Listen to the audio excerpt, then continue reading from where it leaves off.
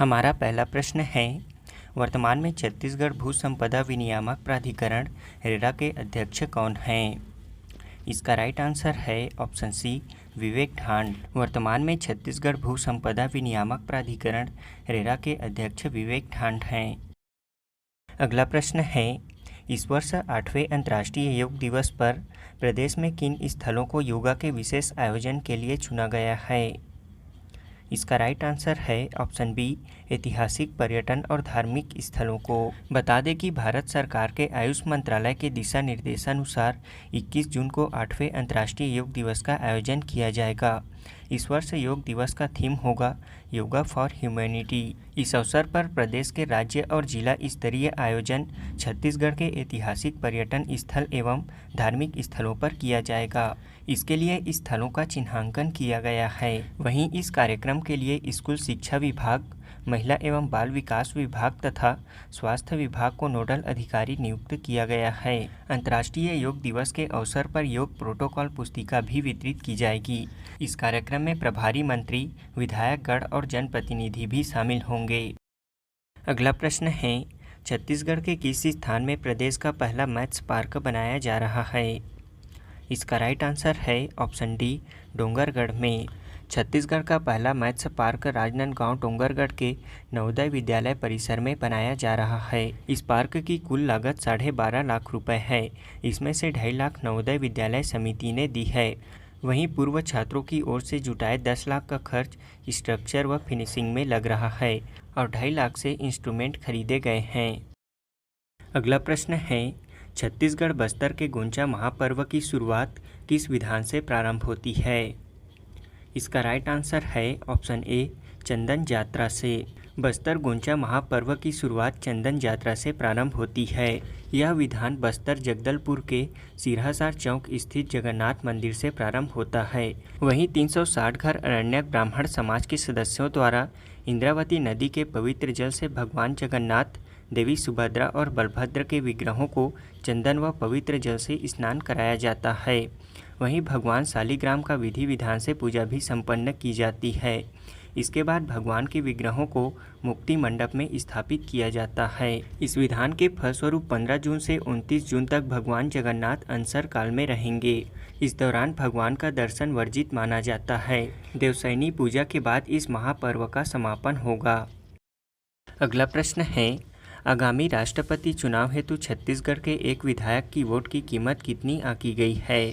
इसका right answer है option C, 2,75,000। बता दें कि भारत में वर्तमान राष्ट्रपति रामनाथ कोविंद का कार्यकाल 27 जुलाई को समाप्त हो रहा है। वर्तमान में भारत के निर्वाचन आयोग द्वारा चुनाव के लिए पूरी तैयारी कर ली गई है। इस चुनाव का संचालन लोकसभा सचिवालय द्वारा किया जाएगा। इसके लिए सभी राज्यों के विधानसभा में मतदान केंद्र बनाए जाएंगे। बता दें कि छत्तीसगढ़ में कुल 90 विधायक हैं। यहाँ की जनसंख्या 2,50,00,000 है। इसके तहत छत्तीसगढ़ के एक विधायक के वोट की कीमत 2,75,000 आंकी गई है। अगला प्रश्न है, हाल ही में राजधानी रायपुर में आयोजित मिस्टर एंड मिस छत्तीसगढ़ प्रतियोगिता 2021-22 में फर्स्ट रनर अप कौन रहीं? इसका राइट आंसर है ऑप्शन बी, समृद्धि पांडे। राजधानी रायपुर में आयोजित मिस्टर एंड मिस छत्तीसगढ़ प्रतियोगिता 2021-22 में सिमगा की बेटी समृद्धि पांडे फर्स्ट रनर अप रहीं। यह प्रतियोगिता राजधानी रायपुर के सिटी सेंटर मॉल में आयोजित किया गया था। इस प्रतियोगिता में देश भर से प्रतिभाशाली शामिल हुए थे। छत्तीसगढ़ सरकार ने WWF junior world weight lifting championship में रजत पदक जीतने वाली किस खिलाड़ी को ASI के पद पर नौकरी देने की घोषणा की है?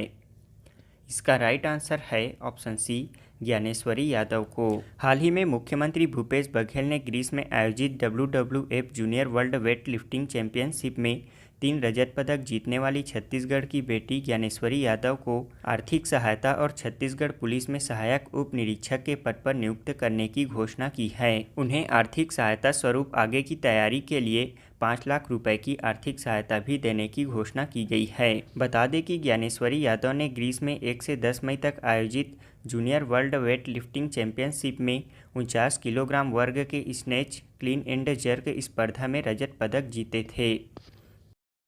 अगला प्रश्न है, हाल ही में इंदिरा गांधी कृषि विश्वविद्यालय द्वारा किस खाद्यान्न में नए जीन्स की खोज की गई है? इसका राइट आंसर है ऑप्शन डी, कुटकी में। इंदिरा गांधी कृषि विश्वविद्यालय रायपुर ने कुटकी में अत्यंत संवेदनशील तकनीकी ट्रांसक्रिप्टग्राम सीक्वेंस द्वारा अध्ययन व रिसर्च कर नए जीन्स की खोज की है। यह जीन्स सबसे ज़्यादा आयरन देने वाली फसलों में सबसे आगे है। वैज्ञानिकों का दावा है कि इस डेटा का उपयोग विभिन्न फसल सुधार कार्यक्रमों जैसे जलवायु परिवर्तन से अप्रभावित फसलों का विकास किया जा सकेगा। साथ ही पोषक तत्वों से भरपूर फसलें भी तैयार की जा सकेंगी। यह फसलें भविष्य में इंसान को सभी ज़रूरतों को पूरा करने की क्षमता रखती हैं। इसे इंदिरा गांधी कृषि विश्वविद्यालय ने भारत सरकार के साइंस एंड टेक्नोलॉजी मंत्रालय से पेटेंट करा लिया है। अगला प्रश्न है, यूपीएससी सिविल सेवा परीक्षा 2021 में छत्तीसगढ़ में 45वीं रैंक के साथ किसने शीर्ष स्थान हासिल किया है? इसका राइट आंसर है ऑप्शन बी, श्रद्धा शुक्ला ने। संघ लोक सेवा आयोग के सिविल सेवा परीक्षा 2021 में छत्तीसगढ़ के 8 युवाओं ने सफलता हासिल की है। इसमें श्रद्धा शुक्ला 45वीं रैंक के साथ प्रदेश में शीर्ष स्थान हासिल की हैं।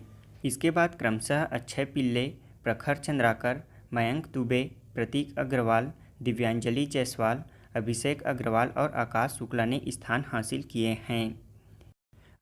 अगला प्रश्न है, छत्तीसगढ़ सरकार ने 1 जून से मनरेगा के अपीलीय प्राधिकरण के सदस्यों का मानदेय बढ़ाकर प्रति सीटिंग कितना कर दिया है? इसका राइट आंसर है ऑप्शन डी, 2500 रुपये। छत्तीसगढ़ सरकार ने 1 जून 2022 से मनरेगा के अपीलीय प्राधिकरण के सदस्यों के मानदेय में प्रति सीटिंग 1000 रुपये की बढ़ोतरी की गई है। अब उन्हें हर सीटिंग के लिए 2500 रुपये का मानदेय मिलेगा, जिसकी अधिकतम सीमा 50,000 रुपये प्रति माह निर्धारित की गई है। अपीलीय प्राधिकरण के सदस्यों को अब तक प्रति सीटिंग 1500 रुपये की दर से मानदेय प्राप्त हो रहा था।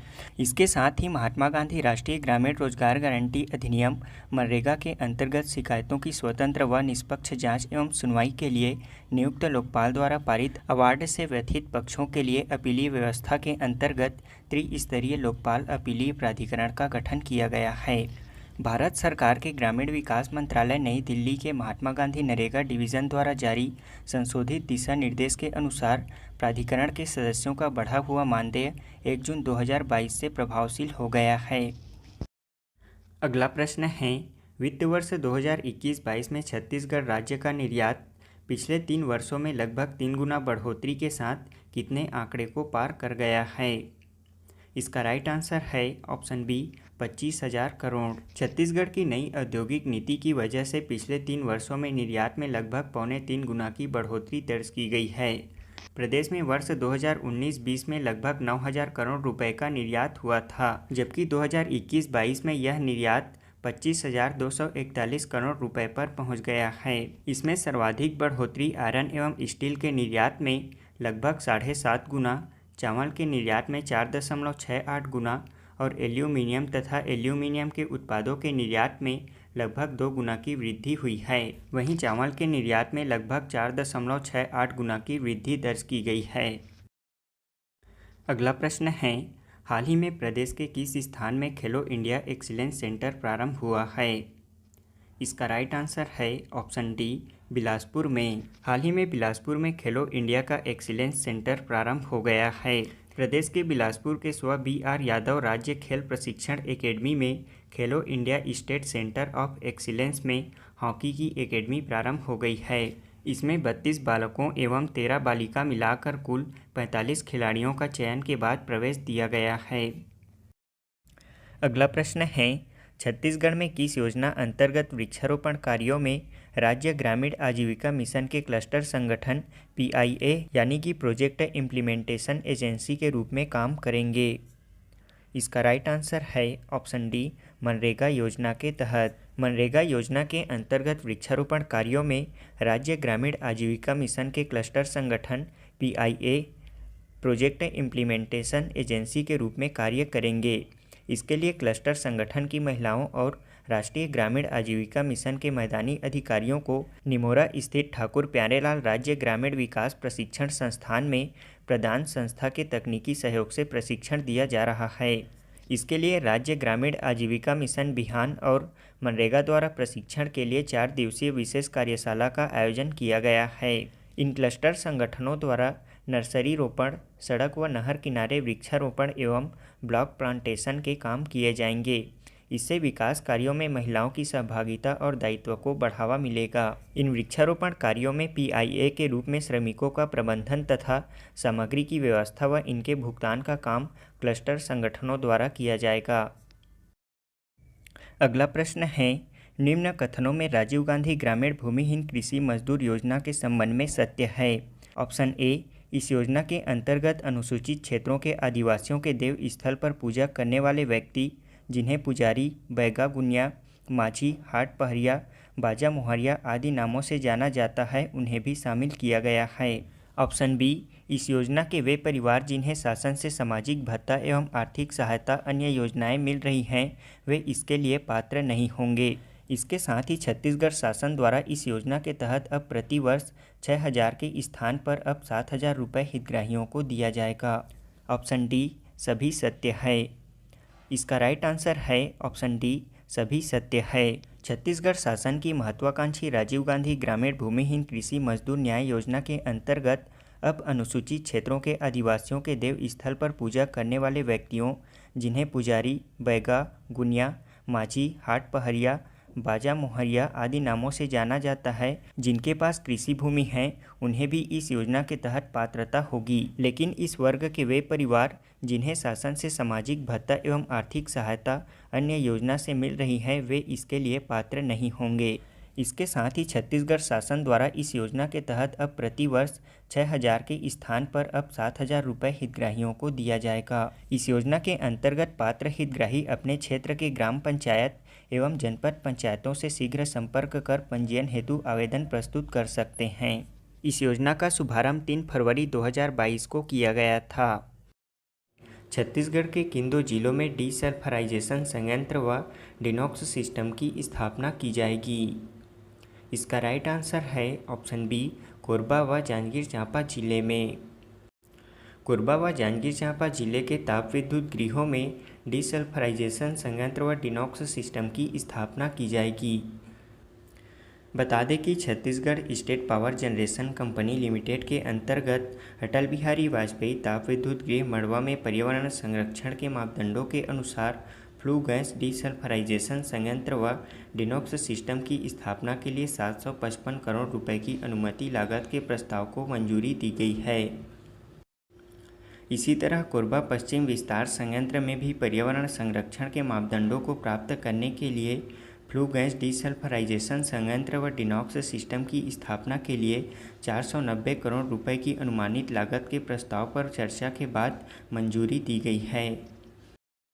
अगला प्रश्न है, मई 2022 से छत्तीसगढ़ के कितने जिलों में सार्वजनिक वितरण प्रणाली के अंतर्गत राशन कार्डधारी परिवारों को फोर्टिफाइड चावल का वितरण किया जा रहा है? इसका राइट आंसर है ऑप्शन सी, 12 जिलों में। छत्तीसगढ़ के 10 आकांक्षी जिलों तथा 2 उच्च प्राथमिकता वाले जिलों सहित कुल 12 जिलों में मई 2022 से सार्वजनिक वितरण प्रणाली के अंतर्गत राशन कार्डधारी परिवारों को भी फोर्टिफाइड चावल का वितरण किया जा रहा है। बता दें कि खाद्य नागरिक आपूर्ति एवं उपभोक्ता संरक्षण विभाग द्वारा मध्याह्न भोजन तथा पूरक पोषण आहार योजना के तहत दिसंबर 2021 से प्रदेश के सभी जिलों में आयरन, फॉलिक एसिड एवं विटामिन B12 युक्त फोर्टिफाइड चावल का वितरण किया जा रहा है। फोर्टिफाइड चावल आयरन, फोलिक एसिड एवं विटामिन B12 युक्त होता है, जिसके कारण यह अन्य सामान्य चावल से भिन्न होता है। इसमें लोगों का भ्रम है कि यह एक प्लास्टिक चावल है, जबकि सामान्य चावल को पौष्टिक और आयरन युक्त बनाने के लिए यह प्रक्रिया अपनाई जाती है, जिसके कारण फोर्टिफाइड चावल काफ़ी चिकना दिखता है। अगला प्रश्न है, छत्तीसगढ़ के निवासी CRPF कोबरा बटालियन के शहीद आरक्षक का क्या नाम है, जिन्हें अदम्य साहस एवं वीरता के लिए हाल ही में राष्ट्रपति रामनाथ कोविंद ने शौर्य चक्र से सम्मानित किया है? इसका राइट आंसर है ऑप्शन डी, पूर्णानंद साहू। राजनांदगांव जिले के ग्राम जगदलपुर निवासी CRPF कोबरा बटालियन के आरक्षक शहीद पूर्णानंद साहू को मरणोपरांत उनके अदम्य साहस एवं वीरता के लिए राष्ट्रपति रामनाथ कोविंद ने शौर्य चक्र से सम्मानित किया है। शहीद पूर्णानंद साहू को शौर्य चक्र प्राप्त होने पर उनके गांव राजनांदगांव जिले के जंगलपुर में गौरव कार्यक्रम का आयोजन किया गया था। बता दें कि सीआरपीएफ के 204 कोबरा बटालियन के आरक्षक पूर्णानंद साहू ने अपनी जान की परवाह न करते हुए नक्सलियों की फायरिंग का मुंहतोड़ जवाब दिया था। इस दौरान वे गंभीर रूप से जख्मी हुए थे और वे अंतिम सांस तक बड़ी जाबाजी से नक्सलियों के फायरिंग का जवाब देते रहे। अगला प्रश्न है, हाल ही में छत्तीसगढ़ से राज्यसभा की 2 सीटों पर कांग्रेस के 2 प्रत्याशी निर्वाचित हुए हैं। इनके नाम हैं, इसका राइट आंसर है ऑप्शन बी, राजीव शुक्ला व रंजीत रंजन। छत्तीसगढ़ से राज्यसभा की दोनों सीटों पर कांग्रेस को जीत हासिल हुई है। इसमें राज्यसभा के द्विवार्षिक निर्वाचन में राजीव शुक्ला एवं रंजीत रंजन निर्वाचित हुए हैं। उन्हें इसके लिए प्रमाण पत्र भी सौंप दिया गया है। अब छत्तीसगढ़ में कांग्रेस से राज्यसभा के 4 सदस्य राजीव शुक्ला, रंजीत रंजन, केटीएस तुलसी एवं फूलो देवी नेताम हैं। इस प्रकार पहली बार राज्यसभा की 5 में से 4 सीटों पर कांग्रेस का कब्जा हो गया है। इसमें राजीव शुक्ला यूपी से हैं और रंजीत रंजन बिहार से। बता दें कि राज्यसभा में छत्तीसगढ़ की 5 सीटें हैं। अभी तक इनमें 2 पर भाजपा और 3 पर कांग्रेस के सांसद हैं। 29 जून को भाजपा के रामविचार नेताम और कांग्रेस की छाया वर्मा का कार्यकाल पूरा हो जाएगा और उनकी जगह पर कांग्रेस के ये 2 नए सांसद शामिल होंगे। अगला प्रश्न है, हाल ही में प्रदेश के किस जिले के 3 महिलाओं ने नेशनल पावर लिफ्टिंग चैंपियनशिप में स्वर्ण पदक जीता है? इसका राइट आंसर है ऑप्शन सी, कोरिया जिला। नेशनल पावर लिफ्टिंग चैंपियनशिप में कोरिया जिले की 3 महिलाओं ने जीत दर्ज कर महिला शक्ति का परचम लहराया है। इनके नाम हैं पटवारी आशा भगत, व्याख्याता शालिनी खलखो और गृहिणी आशा मिंज। यहाँ के कलेक्टर कुलदीप शर्मा ने खेल अधिकारियों को आगामी महीने में जिले में विभिन्न खेलों में प्रतियोगिताएं आयोजित करने के निर्देश दिए हैं। मुख्यमंत्री भूपेश बघेल ने बिलासा देवी केंवट एयरपोर्ट भाटापारा बिलासपुर से भारत के किस शहर के लिए विमान सेवा का हरी झंडी दिखाकर शुभारंभ किया? इसका राइट आंसर है ऑप्शन बी, भोपाल के लिए। हाल ही में मुख्यमंत्री भूपेश बघेल ने बिलासपुर जिले के बिलासा देवी केंवट एयरपोर्ट चकरभाठा से भोपाल मध्य प्रदेश के लिए विमान सेवा का हरी झंडी दिखाकर शुभारंभ किया। मुख्यमंत्री भूपेश बघेल द्वारा यह वर्चुअल शुभारंभ भेंट मुलाकात कार्यक्रम के तहत कांकेर विधानसभा क्षेत्र से किया गया। बता दें कि राज्य सरकार द्वारा पिछले 3 सालों में रायपुर के साथ साथ जगदलपुर और बिलासपुर से नई हवाई सेवाओं का प्रारंभ हुआ है। इसी तरह अंबिकापुर के महामाया एयरपोर्ट से नियमित घरेलू विमान शुरू करने के लिए एयरपोर्ट रनवे का विकास किया जा रहा है। इसके लिए 43 करोड़ रुपए की स्वीकृति दी गई है। वर्तमान में छत्तीसगढ़ सरकार द्वारा कोरबा जिले में व्यावसायिक एयरपोर्ट के विकास तथा कोरिया जिले में नई हवाई पट्टी के विकास की योजना पर कार्य किया जा रहा है। साथ ही जगदलपुर, बिलासपुर और अंबिकापुर एयरपोर्ट में नियमित एटीसी सुविधा के विकास के लिए 8 करोड़ रुपए की लागत से ऑटोमेटिक एटीसी उपकरण स्थापित किए गए हैं। इससे अब इन एयरपोर्ट में किसी भी समय हेलीकॉप्टर अथवा विमान के उड़ान और लैंडिंग के लिए आवश्यक जानकारी प्राप्त हो सकेगी। अगला प्रश्न है, हाल ही में छत्तीसगढ़ के किस शासकीय महाविद्यालय को डिस्ट्रिक्ट ग्रीन चैंपियन अवार्ड से सम्मानित किया गया है? इसका राइट आंसर है ऑप्शन डी, शासकीय महाविद्यालय सिलफिली, जिला सूरजपुर को। प्रदेश के सूरजपुर जिला अंतर्गत सिलफिली शासकीय महाविद्यालय को डिस्ट्रिक्ट ग्रीन चैंपियन अवार्ड से सम्मानित किया गया है। यह अवार्ड इस महाविद्यालय को शैक्षणिक सत्र 2021-22 के लिए दिया गया है। बता दें कि यह पुरस्कार महात्मा गांधी राष्ट्रीय ग्रामीण शिक्षा परिषद ने स्वच्छता के क्षेत्र में उत्कृष्ट कार्य करने के लिए प्रदान किया है। बता दें कि भारत सरकार ने स्वच्छ भारत मिशन ग्रामीण की शुरुआत की है, जिसके लिए देश भर के संस्थान को केंद्रीय उच्च शिक्षा मंत्रालय के तत्वाधान में उच्च शिक्षा विभाग की तरफ से ग्रीन चैंपियन अवार्ड दिया जाता है। इसके लिए स्वच्छता के कई मानक तय किए गए हैं, जैसे hygiene, waste management, water management, energy management, greenery management इत्यादि। इसके साथ आपको यह भी बता दें कि सूरजपुर जिले के ही थाना झिलमिली को उत्कृष्ट थाना सम्मान 2020 प्रदान किया गया है। इसके अलावा भारत सरकार के जल शक्ति मंत्रालय द्वारा तृतीय राष्ट्रीय जल पुरस्कार के तहत छत्तीसगढ़ राज्य के सूरजपुर जिले के ग्राम छिंदिया को राष्ट्रीय स्तर पर सर्वश्रेष्ठ ग्राम पंचायत का द्वितीय पुरस्कार प्रदान किया गया है। अगला प्रश्न है, हाल ही में मुख्यमंत्री भूपेश बघेल द्वारा टोंगराज बाबा का मंदिर श्रद्धालुओं को समर्पित किया गया। यह मंदिर कहाँ स्थित है? इसका राइट आंसर है ऑप्शन सी, अंतागढ़ कांकेर जिले में। मुख्यमंत्री भूपेश बघेल ने भेंट मुलाकात कार्यक्रम के तहत कांकेर जिले के अंतागढ़ विधानसभा क्षेत्र के पोड़गांव ग्राम में टोंगराज बाबा के मंदिर के नए स्वरूप को जनता को समर्पित किया। इस लोकार्पण पर मां दंतेश्वरी के अंगरक्षक माने जाने वाले देवताओं को भी टोंगराज बाबा के मंदिर में लाया गया था। बता दें कि स्थानीय परंपराओं के अनुसार जगदलपुर के प्रथम राजा अन्नमदेव के द्वारा अपने राज्य के अंतिम छोर पर बसे अंतागढ़ विधानसभा के पोड़गांव में राज्य की सरहद की रक्षा के लिए टोंगराज बाबा की प्रतिमा को स्थापित करवाया गया था। अगला प्रश्न है, छत्तीसगढ़ में लिमदरहा मिडवे रिजॉर्ट कहाँ किस जिले में स्थित है? इसका राइट आंसर है ऑप्शन डी, केशकाल कोंडागांव जिले में। लिमदरहा मिडवे रिजॉर्ट केशकाल कोंडागांव जिले में स्थित है। यह resort Raipur Jagdalpur national highway में केशकाल घाटी से लगे हुए 25 एकड़ क्षेत्रफल में फैला हुआ है। जिला प्रशासन कोंडागांव द्वारा बनवाए गए इस रिजॉर्ट में स्वादिष्ट फूड चेन के साथ ही हाइजेनिक टॉयलेट युक्त सुंदर कॉटेज भी रिफ्रेशमेंट के लिए उपलब्ध होंगे। इसके साथ ही यहां स्थानीय लोगों को बड़े पैमाने पर रोजगार भी दिया जा सकेगा। यह प्रदेश का पहला सर्व सुविधा युक्त मिडवे रिजॉर्ट होगा जहां राष्ट्रीय व अंतर्राष्ट्रीय स्तर के व्यंजन उपलब्ध होंगे। मुख्यमंत्री भूपेश बघेल द्वारा 7 करोड़ रुपए की लागत से निर्मित इस तरह के अनूठे रिजॉर्ट का लोकार्पण किया गया। इस रिजॉर्ट का प्रबंधन पीपीपी मॉडल पर किया जाएगा। प्रॉपर्टी को चलाने तथा इसका प्रबंधन करने का जिम्मा ग्रैंड इम्पीरिया को दिया गया है। यह रायपुर की एक होटल चेन है। अगला प्रश्न है, हाल ही में सीवी रमन विश्वविद्यालय और इंदिरा कला संगीत विश्वविद्यालय एवं किस विश्वविद्यालय के मध्य पर्यटन, संगीत, प्रदर्शन व कला में प्रमुख क्षेत्रों में सहयोग के लिए द्विपक्षीय एमओयू किया गया है? इसका राइट आंसर है ऑप्शन डी, रविंद्रनाथ टैगोर विश्वविद्यालय भोपाल के मध्य।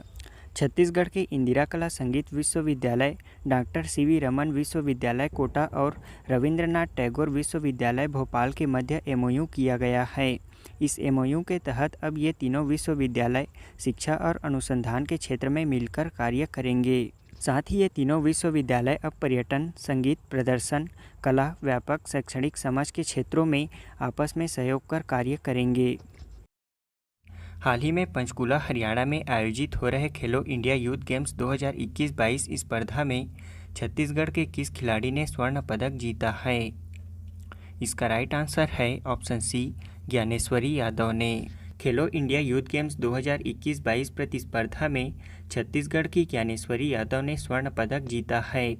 यह आयोजन पंचकुला हरियाणा में आयोजित किया जा रहा है। बता दें कि ज्ञानेश्वरी यादव ने 49 किलोग्राम वर्ग में 76 केजी स्नैच और 88 केजी क्लीन एंड जर्क कुल 164 किलोग्राम वजन उठाकर छत्तीसगढ़ को पहला स्वर्ण पदक दिलाया है। छत्तीसगढ़ राज्य को इस स्पर्धा में अभी तक एक स्वर्ण पदक और एक कांस्य पदक हासिल हुआ है। इसमें कांस्य पदक रायपुर के राजा भारती ने 55 किलोग्राम वर्ग में 96 किलोग्राम स्नैच और 115 किलोग्राम क्लीन एंड जर्क मिलाकर कुल 211 किलोग्राम वजन उठाकर कांस्य पदक जीता। हाल ही में ग्रीस में आयोजित हुए IWF junior world weight lifting championship में ज्ञानेश्वरी ने 3 रजत पदक जीते थे, जिसके फलस्वरूप छत्तीसगढ़ सरकार ने भी उन्हें ASI के पद पर नियुक्त करने की घोषणा की है। अगला प्रश्न है, छत्तीसगढ़ के किन 2 जिलों में पर्यावरण तीर्थ का निर्माण किया जाएगा? इसका राइट आंसर है ऑप्शन डी, कोरिया और बस्तर जिले में। प्रदेश के कोरिया और बस्तर जिले में पर्यावरण तीर्थ का निर्माण किया जाएगा। बस्तर जिले में पर्यावरण तीर्थ का निर्माण इंद्रावती नदी के तट पर किया जाएगा। बता दें कि प्रदेश में पर्यावरण वाहिनी के नए कॉन्सेप्ट पर कार्य किया जा रहा है। इसके तहत 3P पेड़, पानी और प्लास्टिक पर फोकस किया जा रहा है। इसमें पेड़ों के तहत प्रदेश में बरगद, पीपल, नीम और बेल के पौधे लगाए जा रहे हैं। बता दें कि अब तक प्रदेश में मुंगेली जिले में मतकू द्वीप, राजनांदगांव में मुहारा और रायपुर में खारून नदी पर 3 पर्यावरण तीर्थ बनाए जा चुके हैं। अगला प्रश्न है, दुर्ग जिला भिलाई के नंदिनी क्षेत्र के कितने एकड़ में एशिया का पहला सबसे बड़ा मानव निर्मित जंगल का निर्माण किया जा रहा है? इसका राइट आंसर है ऑप्शन बी, 2500 एकड़ में। दुर्ग भिलाई नंदिनी क्षेत्र में एशिया का पहला सबसे बड़ा मानव निर्मित जंगल का निर्माण किया जा रहा है। इसका क्षेत्रफल है 2500 एकड़। अभी तक यहाँ 83,000 पौधे लगाए जा चुके हैं। हाल ही में मुख्यमंत्री भूपेश बघेल द्वारा यहां बरगद का पौधा लगाकर जंगल बनाने की औपचारिक शुभारंभ की गई। इस प्रोजेक्ट को 3 सालों में पूरी करने की तैयारी है। इसे लगभग 3 करोड़ रुपए की लागत से निर्माण किया जा रहा है। प्रदेश के दुर्ग जिला का यह नंदिनी खुंदिनी क्षेत्र चूना पत्थर के लिए प्रसिद्ध है। इन क्षेत्रों में कडप्पा क्रम के औषधि चट्टानें मिलते हैं। हाल ही में मुख्यमंत्री भूपेश बघेल ने भेंट मुलाकात अभियान के तहत प्रदेश के किस स्थान में कृषि महाविद्यालय खोलने की घोषणा की है? इसका राइट आंसर है ऑप्शन बी, पखांजूर कांकेर में। मुख्यमंत्री भूपेश बघेल ने भेंट मुलाकात अभियान के तहत कांकेर जिले के पखांजूर में कृषि महाविद्यालय खोलने की घोषणा की है। इसके साथ आपको यह भी बता दें कि भेंट मुलाकात अभियान के तहत उत्तर छत्तीसगढ़ में मुख्यमंत्री भूपेश बघेल ने शंकरगढ़ में कृषि महाविद्यालय खोलने की घोषणा की है। अगला प्रश्न है, हाल ही में आईफा अवार्ड में छत्तीसगढ़ के किस व्यक्ति को बेस्ट स्क्रीन प्ले कैटेगरी में अवार्ड दिया गया है? इसका राइट आंसर है ऑप्शन ए, संदीप श्रीवास्तव को। छत्तीसगढ़ के बिलासपुर शहर के रहने वाले संदीप श्रीवास्तव को आईफा अवार्ड में सम्मानित किया गया है। उन्हें यह अवार्ड फिल्म शेरशाह के लिए बेस्ट स्क्रीन प्ले कैटेगरी में मिला है। वे अभी तक कई नाटकों और सीरियलों में काम कर चुके हैं, साथ ही फिल्मों में भी डायलॉग और गीत लिख चुके हैं। इसके अलावा उन्हें निर्देशक के तौर पर न्यूयॉर्क में शांताराम अवार्ड से भी सम्मानित किया जा चुका है। अगला प्रश्न है, देश भर में शिकायतें निपटाने के मामले में कौन सा राज्य वर्तमान में प्रथम स्थान पर है? इसका राइट आंसर है ऑप्शन डी, छत्तीसगढ़। छत्तीसगढ़ राज्य सरकारी शिकायतों के निपटाने के मामले में देश भर में प्रथम स्थान पर है। बता दें कि देश में पिछले 5 महीने में पीएमओ राष्ट्रपति सचिवालय को मिलने वाले शिकायतों के निपटारे में छत्तीसगढ़ प्रथम स्थान पर रहा है। पिछले 5 महीनों में छत्तीसगढ़ राज्य ने 85% मामलों को सुलझाकर लोगों की शिकायतें दूर की हैं। इसके तहत राज्य को 3,364 शिकायतें प्राप्त हुए थे, जिनमें से 2,850 मामलों का निराकरण किया गया। इसमें सबसे खराब स्थिति पश्चिम बंगाल की है, जहां 0.50% मामलों का निराकरण किया गया है। हाल ही में छत्तीसगढ़ के किन 2 सहकारी शक्कर कारखानों ने रिकवरी दर में राष्ट्रीय स्तर पर सबसे अधिक रिकवरी दर के लिए रिकॉर्ड बनाया है? इसका राइट आंसर है ऑप्शन बी, सहकारी शक्कर कारखाना पंडरिया और राम्हेपुर ने। छत्तीसगढ़ के कबीरधाम जिले के वल्लभ भाई पटेल सहकारी शक्कर कारखाना पंडरिया और भोरमदेव सहकारी शक्कर कारखाना राम्हेपुर ने देश के सभी सहकारी शक्कर कारखानों को सर्वाधिक रिकवरी दर में पीछे छोड़ दिया है। इन दोनों कारखानों से देश में सबसे अधिक रिकवरी दर के चलते अब यहां के गन्ना किसानों को 53.83 करोड़ रुपए की अतिरिक्त राशि मिलेगी। इस वर्ष राज्य सरकार की ओर से राजीव गांधी किसान न्याय योजना के तहत भी प्रति क्विंटल 79 रुपये का भुगतान किया जाएगा। इस तरह वित्तीय वर्ष में किसानों को 459 रुपये प्रति क्विंटल के हिसाब से भुगतान होगा।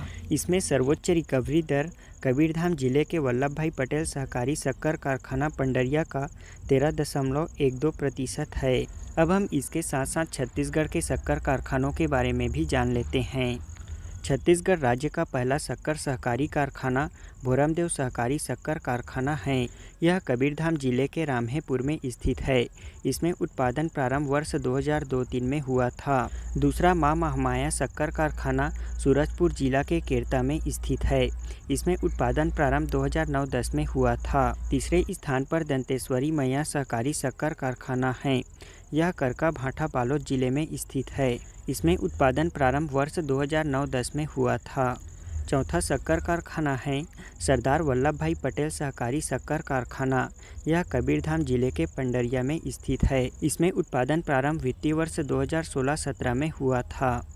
छत्तीसगढ़ का 5वां शक्कर कारखाना बेमेतरा जिले में प्रस्तावित है। अगला प्रश्न है, छत्तीसगढ़ के किस हवाई पट्टी को कॉमर्शियल एयरपोर्ट के रूप में विकसित किया जाएगा? इसका राइट आंसर है ऑप्शन सी, रूमगरा हवाई पट्टी को। प्रदेश के कोरबा जिले के रूमगरा हवाई पट्टी को कॉमर्शियल एयरपोर्ट के रूप में विकसित किया जाएगा। इसके लिए छत्तीसगढ़ शासन द्वारा सर्वे का कार्य कर लिया गया है। बता दें कि प्रदेश का कोरबा जिला औद्योगिक नगरी होने के कारण यहाँ हवाई सेवा की मांग काफ़ी पुरानी है। करीब 10 साल पहले रूमगरा हवाई पट्टी से घरेलू विमान सेवा शुरू करने का ट्रायल भी हुआ था, परंतु हवाई पट्टी की कम लंबाई और चिमनियों को बाधा बताने के कारण इस पर कार्य नहीं हो सका। इस पर कोरबा जिला प्रशासन ने निजी कंपनी से हवाई पट्टी का सर्वे कराया था। इसकी रिपोर्ट भी शासन को भेजी जा चुकी है। इसके अलावा चिमनी और सामने पहाड़ को लेकर भी भौगोलिक सर्वे कराया गया था। टीम ने अपनी रिपोर्ट में कहा है कि बड़े विमान भी उड़ान और लैंडिंग का विस्तार कर सकते हैं। इस कॉमर्शियल एयरपोर्ट को बनाने के लिए 100 एकड़ जमीन की जरूरत पड़ेगी। अगला प्रश्न है, हाल ही में छत्तीसगढ़ के किस महिला क्रिकेटर का चयन women's under 19 inter NCA tournament में किया गया है? इसका राइट आंसर है ऑप्शन सी, ऐश्वर्या सिंह का। बता दें कि छत्तीसगढ़ बिलासपुर के मेंस अंडर 19 खिलाड़ी मयंक यादव का चयन नेशनल क्रिकेट अकादमी में और वुमेन अंडर 19 खिलाड़ी ऐश्वर्या सिंह का चयन under 19 inter NCA national cricket academy tournament में हुआ है। इसमें मेंस अंडर 19 खिलाड़ी मयंक यादव का चयन अंडर 19 कूच बिहार ट्रॉफी में किए गए शानदार प्रदर्शन को देखते हुए किया गया है। वहीं बिलासपुर के ही वुमेन अंडर 19 खिलाड़ी ऐश्वर्या का चयन under 90 inter national cricket academy tournament में किया गया है। अगला प्रश्न है, छत्तीसगढ़ में यूनिसेफ और SCERT के सहयोग से मिडिल स्कूलों में जेंडर असमानता को दूर करने के लिए पायलट प्रोजेक्ट के रूप में किन 2 जिलों में कार्यक्रम चलाया जाएगा? इसका राइट आंसर है ऑप्शन सी, राजनांदगांव और दंतेवाड़ा जिले में। बता दें कि छत्तीसगढ़ में स्कूली बच्चों के मन में जेंडर असमानता को मिटाने और उनमें आत्मसम्मान और शारीरिक आत्मविश्वास बढ़ाने और इनसे जुड़े विभिन्न मुद्दों पर जानकारी साझा करने के लिए एक विशेष कार्य योजना तैयार किया गया है। यह कार्यक्रम पायलट प्रोजेक्ट के रूप में राज्य शैक्षणिक अनुसंधान प्रशिक्षण परिषद और यूनिसेफ के सहयोग से राजनांदगांव और दंतेवाड़ा जिले में चलाया जाएगा। Self esteem and body confidence of student नाम से चलाए जाने वाले इस कार्यक्रम के जरिए जेंडर असमानता को दूर करने और अपने शारीरिक क्षमताओं और जेंडर भेद में विभिन्न मुद्दों पर समझ विकसित करने के साथ साथ उनमें आत्मसम्मान और आत्मविश्वास विकसित करने के संबंधी जानकारी दी जाएगी। इन 2 जिलों में प्रशिक्षण की सफलता के उपरांत इन विषयों को छत्तीसगढ़ के सभी जिलों के शालाओं में लागू किया जाएगा। छत्तीसगढ़ में कार्य योजना बनाने के लिए किसकी अध्यक्षता में टास्क फोर्स समिति का गठन किया गया है? इसका राइट आंसर है ऑप्शन डी, अमिताभ जैन की अध्यक्षता में। छत्तीसगढ़ के मुख्य सचिव अमिताभ जैन की अध्यक्षता में छत्तीसगढ़ में कार्य योजना बनाने के लिए टास्क फोर्स समिति का गठन किया गया है। हाल ही में मुख्य सचिव अमिताभ जैन की अध्यक्षता में मंत्रालय महानदी भवन में टास्क फोर्स समिति की बैठक संपन्न हुई। बता दें कि छत्तीसगढ़ शासन द्वारा भारत सरकार के वाणिज्य एवं उद्योग विभाग मंत्रालय से प्राप्त प्रस्ताव के तहत मिनिमाइजिंग रेगुलेटरी कंप्लायंस बर्डन योजना अंतर्गत नागरिकों एवं व्यापार सेवाओं के संबंध में प्रचलित अधिनियमों एवं नियमों के अनुपालन में प्रावधानों का भार कम करने के लिए टास्क फोर्स समिति का गठन किया गया है। अगला प्रश्न है, छत्तीसगढ़ में त्रिस्तरीय पंचायत उप निर्वाचन 2022 में प्रदेश के कितने सरपंच व पंच के रिक्त पदों के लिए नामांकन की जा रही है? इसका राइट आंसर है ऑप्शन डी, सरपंच के 108 और पंच के 631 पदों के लिए। छत्तीसगढ़ के 28 जिलों में त्रिस्तरीय पंचायत उप निर्वाचन के तहत जनपद सदस्य के लिए 6 पद, सरपंच के लिए 108 पद और पंच के लिए 631 पदों के लिए नामांकन की प्रक्रिया चल रही है। प्रदेश में 3 जून 2022 को जिलों में निर्वाचन की सूचना के प्रकाशन के साथ ही अभ्यर्थियों द्वारा नामांकन भरने की शुरुआत की गई है। हमारा अगला प्रश्न है, हाल ही में किस योजना के तहत गांव में बायोगैस संयंत्र की स्थापना किए जा सकने के संबंध में केंद्रीय ग्रामीण विकास मंत्रालय ने भारत के राजपत्र में अधिसूचना जारी की है? इसका राइट आंसर है ऑप्शन सी, मनरेगा योजना के तहत। बता दें कि महात्मा गांधी राष्ट्रीय ग्रामीण रोजगार गारंटी अधिनियम मनरेगा के कार्यों के अंतर्गत अब गाँवों में बायोगैस संयंत्र भी स्थापित किए जा सकेंगे। भारत सरकार ने हितग्राहियों की भूमि पर बनने वाले बायोगैस संयंत्र की संपूर्ण लागत तथा सामुदायिक उपयोग के लिए स्थापित किए जाने वाले संयंत्रों में लेबर वर्क मजदूरी लागत को मनरेगा के कार्यों में शामिल किया है। केंद्रीय ग्रामीण विकास मंत्रालय द्वारा भारत के राजपत्र में इस संबंध में अधिसूचना का प्रकाशन कर दिया गया है। मनरेगा के अंतर्गत निजी भूमि में बायोगैस संयंत्र की स्थापना के लिए अनुसूचित जाति, अनुसूचित जनजाति, घुमंतू जनजातियाँ, अधिसूचना से निकाली गई जनजातियाँ, सामाजिक आर्थिक एवं जाति जनगणना 2011 के सर्वे में सूची में स्वतः शामिल सूचकांक के आधार पर गरीब परिवार के रूप में शामिल तथा ऐसे परिवार जो किसी न किसी वंचन सूचकांक में शामिल हैं, महिला मुखिया परिवार वाले, दिव्यांग मुखिया परिवार वाले, भूमि सुधार के लाभार्थी, प्रधानमंत्री आवास योजना के लाभार्थी तथा लघु एवं सीमांत किसान परिवार प्राथमिकता के क्रम में शामिल होंगे। छत्तीसगढ़ का पहला रूरल इंडस्ट्रियल पार्क गांधीग्राम किस स्थान में विकसित किया गया है? इसका राइट आंसर है ऑप्शन बी, कुलगांव कांकेर जिला में। छत्तीसगढ़ के कांकेर जिला कुलगांव में प्रदेश का पहला रूरल इंडस्ट्रियल पार्क विकसित किया गया है। इसका नाम है गांधीग्राम। यहाँ गौठान को रूरल इंडस्ट्रियल पार्क के रूप में विकसित करने का काम जिला प्रशासन कांकेर ने महिला स्व सहायता समूहों के साथ मिलकर किया है। यहाँ छोटे छोटे कुटीर उद्योगों के लिए जरूरी अधोसंरचना विकसित की गई है और साथ ही ग्रामीणों को जोड़कर उत्पादन का काम भी प्रारंभ हो चुका है। इस पार्क में 13 से अधिक आजीविका संबंधी गतिविधियां संचालित की जा रही हैं, जिसमें स्व सहायता समूहों के महिलाओं को रोजगार के अवसर मिल रहे हैं। मुख्यमंत्री भूपेश बघेल ने भेंट मुलाकात अभियान के दौरान कांकेर जिले के कुलगांव गांधीग्राम में छत्तीसगढ़ के प्रथम रूरल इंडस्ट्रियल पार्क का लोकार्पण किया। अगला प्रश्न है, हाल ही में किनके द्वारा प्रदेश के नगर पालिका बालोद अंतर्गत एकीकृत नशा मुक्ति एवं पुनर्वास केंद्र का शुभारंभ किया गया? इसका राइट आंसर है ऑप्शन ए, अनिला भेड़िया द्वारा। हाल ही में छत्तीसगढ़ की महिला एवं बाल विकास तथा समाज कल्याण मंत्री श्रीमती अनिला भेड़िया ने नगर पालिका बालोद अंतर्गत एकीकृत नशा मुक्ति एवं पुनर्वास केंद्र का शुभारंभ किया। इस नशा मुक्ति केंद्र में नशे की बुरी लत को खत्म करने, नशे से छुटकारा दिलाने व उससे दूर रहने के लिए परामर्श प्रदान किया जाता है। इससे अब नशे की बुरी लत से प्रभावित लोगों को नशा पान से छुटकारा पाने में काफ़ी मदद मिलेगी। यहाँ आने वाले लोगों को विभिन्न प्रकार की निःशुल्क सुविधाएं, जिसमें नशा से दूर रहने हेतु परामर्श के साथ ही निःशुल्क स्वास्थ्य जांच, योगाभ्यास, मेडिटेशन, संगीत, व्यायाम, इंडोर गेम सहित अन्य प्रकार की सुविधाएं प्रदान की जाएंगी। अगला प्रश्न है, हाल ही में प्रदेश की राजधानी रायपुर के पंडरी हाट बाजार परिसर में जगार 2022 प्रदर्शनी मेला का शुभारंभ किनके द्वारा किया गया? इसका राइट आंसर है ऑप्शन डी, चंदन कश्यप द्वारा। छत्तीसगढ़ की राजधानी रायपुर के पंडरी हाट बाजार परिसर में आयोजित जगार 2022 प्रदर्शनी मेला का शुभारंभ हस्तशिल्प विकास बोर्ड के अध्यक्ष चंदन कश्यप द्वारा किया गया। इस 10 दिवसीय जगार 2022 प्रदर्शनी मेला का आयोजन 19 जून तक किया जाएगा। इस प्रदर्शनी में 12 राज्यों के हस्तशिल्पकारों को अपनी उत्पाद का प्रदर्शन सह विक्रय करने का अवसर मिलेगा। इस अवसर पर हस्तशिल्प बोर्ड के अध्यक्ष चंदन कश्यप ने नवीन सबरी एम्पोरियम एकता मॉल के केवड़िया गुजरात का वर्चुअल उद्घाटन भी किया। साथ ही उन्होंने हाट बाजार परिसर में ही बिलासा एम्पोरियम का भी शुभारंभ किया।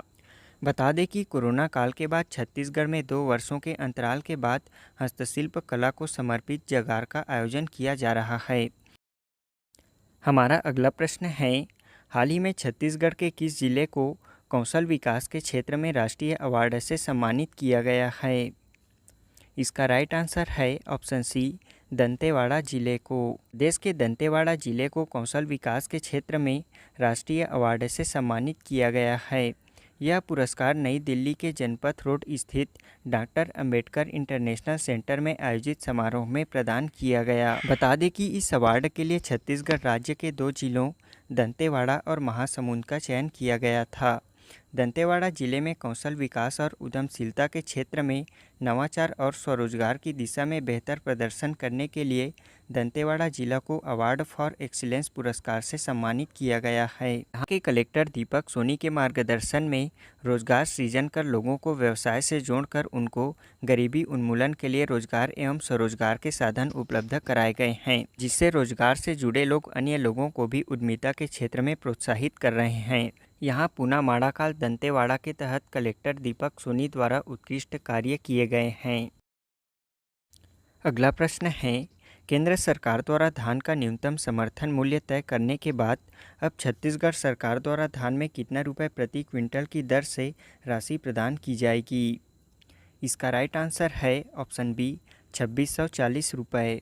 इसमें केंद्र सरकार ने फसल वर्ष 2022-23 के लिए धान का न्यूनतम समर्थन मूल्य को 100 रुपये बढ़ाकर 2040 रुपये प्रति क्विंटल कर दिया है। अब इसके तहत छत्तीसगढ़ सरकार द्वारा किसानों को इनपुट सब्सिडी की राशि मिलाकर प्रति क्विंटल 2640 रुपये की राशि मिलेगी।